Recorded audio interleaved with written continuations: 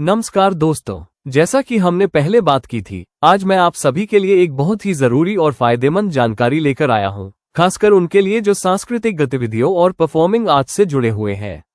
आज हम एक बेहतरीन योजना के बारे में बात करेंगे जो भारत सरकार के संस्कृति मंत्रालय द्वारा चलाई जा रही है।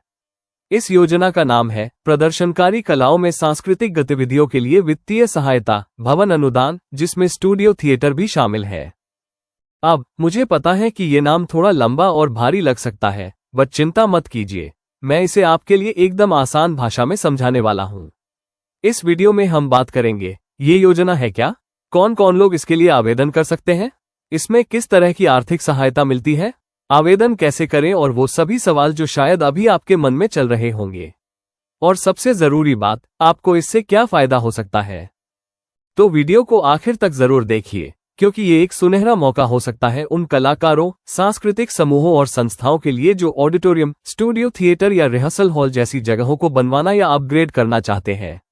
अगर आपको लगता है कि ये जानकारी आपके काम की है या किसी ऐसे व्यक्ति के काम आ सकती है जिसे आप जानते हैं, तो इस वीडियो को जरूर शेयर करें। क्या पता किसी को इसकी वाकई जरूरत हो। तो चलिए बिना देर किए शुरू करते हैं।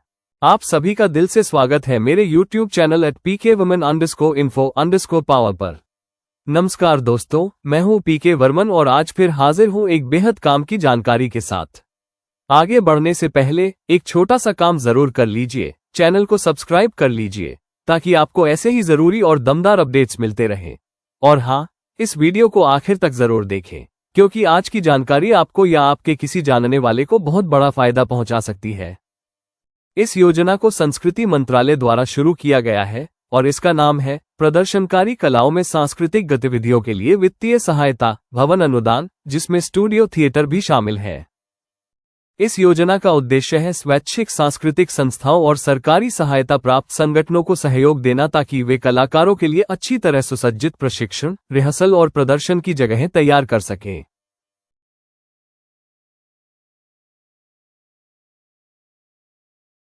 Eligible project. अब बात करते हैं कि इस योजना के तहत किन किन प्रकार की परियोजनाओं को अनुदान दिया जाएगा।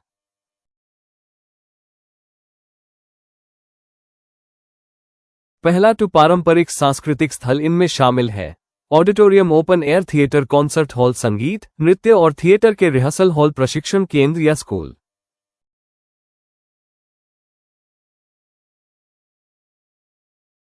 और दूसरा फ्लेक्सिबल स्पेसेस जैसे स्टूडियो थिएटर, इन्हें एक्सपेरिमेंटल या नॉन प्रोसिनियम थिएटर भी कहा जाता है। विशेषताएं: लाइव परफॉर्मेंस के लिए जरूरी उपकरणों से सुसज्जित छोटे थिएटर, न स्टेज तय होता है न दर्शकों की सीटिंग।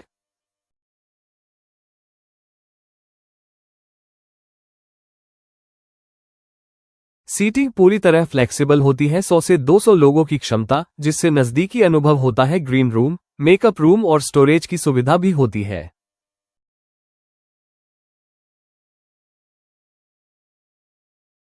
और अब तीसरी बात, इस प्रोजेक्ट प्रस्ताव में क्या शामिल हो सकता है। नया निर्माण या तैयार जगह की खरीद, नवीनीकरण, विस्तार या आधुनिकीकरण, अंदरूनी बदलाव ताकि जगह परफॉर्मिंग आर्ट्स के लिए उपयुक्त हो सके।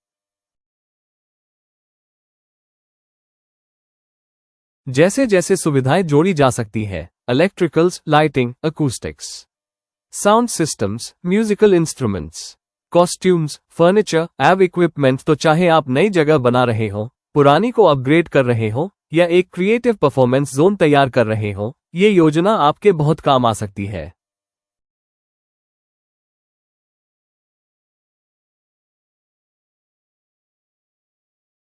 Eligible organisation. सभी गैर लाभकारी संगठन इन शर्तों को पूरा करना आवश्यक है। कम से कम 3 वर्षों से कला और संस्कृति के क्षेत्र में सक्रिय सोसाइटीज एक्ट, ट्रस्ट या नॉन प्रॉफिट कंपनी के रूप में पंजीकृत, कम से कम 3 साल से क्षेत्र में सराहनीय कार्य और स्थानीय, क्षेत्रीय, राष्ट्रीय पहचान। संगठन का उद्देश्य भारतीय कला और संस्कृति का संरक्षण व प्रचार होना चाहिए। सरकारी सहायता प्राप्त संस्थाएं जो प्रदर्शन कला को बढ़ावा देती हैं। विश्वविद्यालय, विभाग, केंद्र केवल प्रदर्शन कला के लिए। कॉलेज जो प्रदर्शन कला को समर्पित हो। गवर्नमेंट सपोर्टेड इंस्टीट्यूशंस, यूनिवर्सिटीज और कॉलेजेस डेडिकेटेड टू आर्ट्स। यदि इनका 3 साल का रिकॉर्ड अच्छा हो तो ये स्वतः पात्र माने जाएंगे। स्वतः पात्रता ऐसे संगठन जिन्हें पिछले 3 वर्षों से वेतन अनुदान मिल रहा है, उन्हें उपरोक्त सभी शर्तें पूर्ण मानी जाएंगी।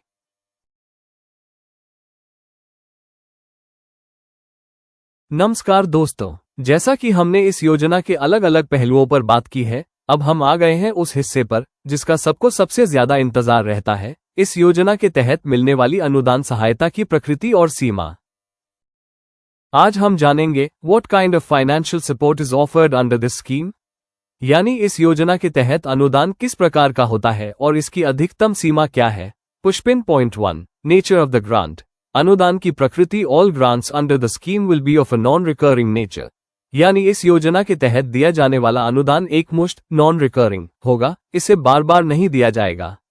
Important note, recurring expenditure, if any, will be the responsibility of the grantee organization. अगर कोई भी नियमित खर्च recurring expense होता है, तो वो अनुदान प्राप्त करने वाले संगठन की जिम्मेदारी होगी। पुष्पिन पॉइंट 2, maximum assistance, अधिकतम सहायता की सीमा। Now let's talk about the maximum assistance available under this scheme. अब बात करते हैं इस योजना के तहत मिलने वाली सबसे अधिक अनुदान राशि की। सिटीज, बेंगलोर, चेन्नई, दिल्ली, हैदराबाद, कोलकाता, मुंबई। सिर्फ बेस प्रोजेक्ट जो न्यू कंस्ट्रक्शन और purchase of built up space हो, जिसके लिए maximum grant in aid 50 lakh मिलेंगे और ऑल अदर प्रोजेक्ट्स के लिए 25 lakh only. All non metro cities, towns और प्लेसेस में सभी प्रोजेक्ट्स के लिए मैक्सिमम 25 लाख की लिमिट है।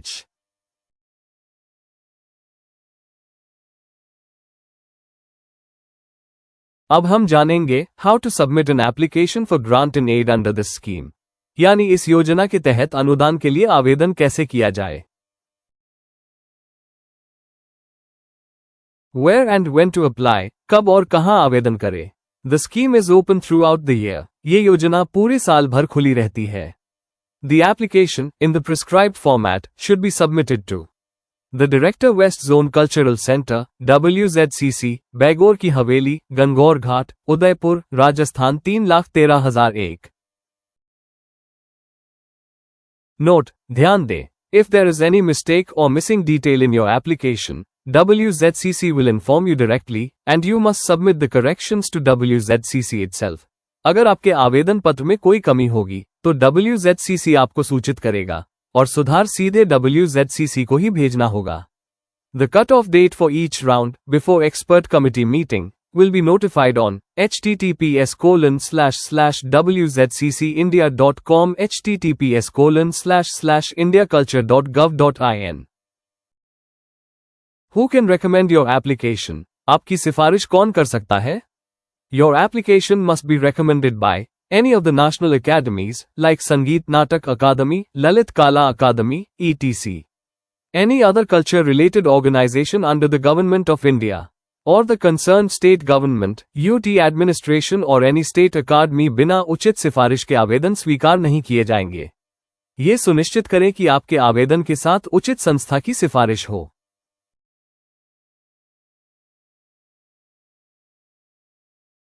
Mandatory documents, आवश्यक दस्तावेज। All documents as prescribed for the scheme must be submitted along with the application। जो भी दस्तावेज इस योजना के अंतर्गत निर्धारित किए गए हैं, उन्हें आवेदन पत्र के साथ अनिवार्य रूप से संलग्न करना होगा।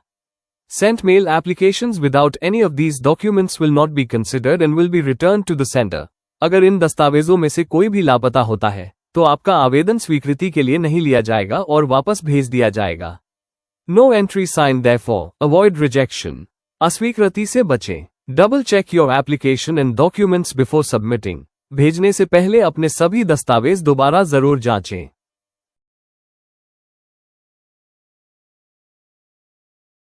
Want your application to be accepted without delay?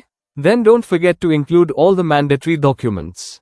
अगर आप चाहते हैं कि आपका आवेदन बिना किसी परेशानी के स्वीकार हो जाए, तो सभी अनिवार्य दस्तावेज अवश्य लगाएं।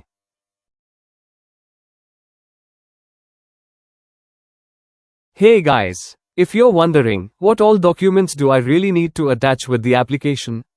Don't worry, we've got you covered। अगर आपके मन में सवाल है, भाई, कौन कौन से डॉक्यूमेंट्स लगाना जरूरी है, तो टेंशन लेने की जरूरत नहीं है। Just drop a comment below saying, share the checklist, and we'll send it right your way। बस कमेंट बॉक्स में लिखो चेकलिस्ट भेज दो और हम आपको पूरी लिस्ट दे देंगे, बिल्कुल साफ सुथरी, एकदम तगड़ी। Let's keep the process simple, smooth and successful. No confusion, just clarity. चलो आवेदन को बनाते हैं एकदम परफेक्ट, बिना किसी गड़बड़ के। So go ahead, comment now and get your custom checklist ASAP। तो देर किस बात की, अभी कमेंट करो और पाओ जरूरी दस्तावेजों की पूरी list. Wait up, we are not done yet, still more to come. अभी रुको, मजेदार चीजें अभी बाकी है। Keep watching till the end, you won't regret it. आखिर तक जरूर देखना, मजा आएगा।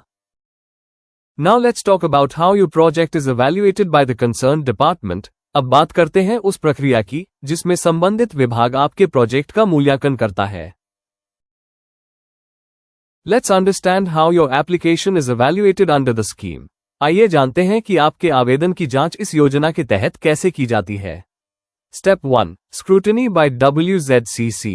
प्रारंभिक जांच। First, WZCC checks if your application is complete with all required documents। अगर कोई दस्तावेज गायब है तो आवेदन आगे नहीं बढ़ेगा। Step 2, physical verification if needed. भौतिक सत्यापन यदि आवश्यक हो। द मिनिस्ट्री में arrange a physical inspection of your project site.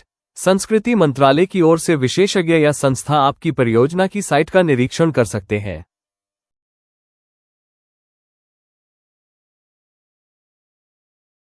Step 3, review bye expert committee. विशेषज्ञ समिति की समीक्षा। If everything is in order, your application goes to the expert committee appointed by the ministry।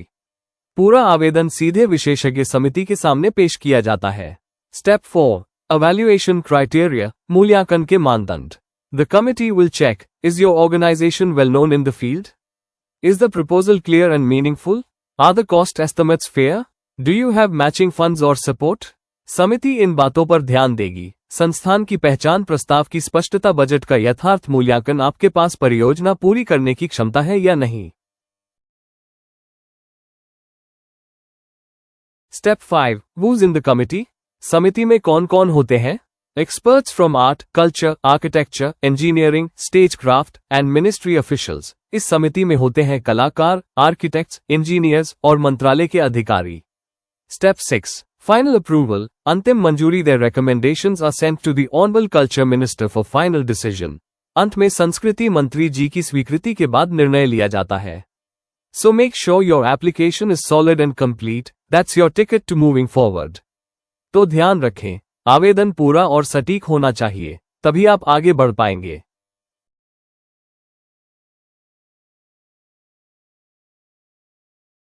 With this, I'd like to say a big thank you for watching this video till the end। आप सभी का दिल से धन्यवाद जो आपने इस video को आखिर तक देखा। I've intentionally skipped some minor details that aren't very relevant right now। कुछ जानकारियां हमने इस समय स्किप की हैं क्योंकि वो फिलहाल ज्यादा जरूरी नहीं थी। But if you have any questions or doubts about this scheme, please feel free to ask in the comment box below। अगर आपको इस योजना से जुड़ा कोई भी सवाल या शंका है तो बेझिझक नीचे कमेंट में पूछिए। Me and my team personally go through every comment, and we'll definitely reply to you with the right answers। मैं और मेरी टीम हर कमेंट को ध्यान से पढ़ते हैं और हम जरूर आपको जवाब देंगे। If you found this video helpful or informative, even for someone you know, don't forget to share it with them। अगर यह वीडियो आपके लिए या आपके किसी जानने वाले के लिए उपयोगी है तो इसे जरूर शेयर करें। Hit that like button to support our work, and please don't forget to subscribe to our channel for more such useful content। Video को लाइक जरूर करें और ऐसे ही वीडियो पाने के लिए चैनल को सब्सक्राइब करना बिल्कुल मत भूलिए। Thanks once again and see you in the next video. फिर मिलते हैं अगले वीडियो में। धन्यवाद।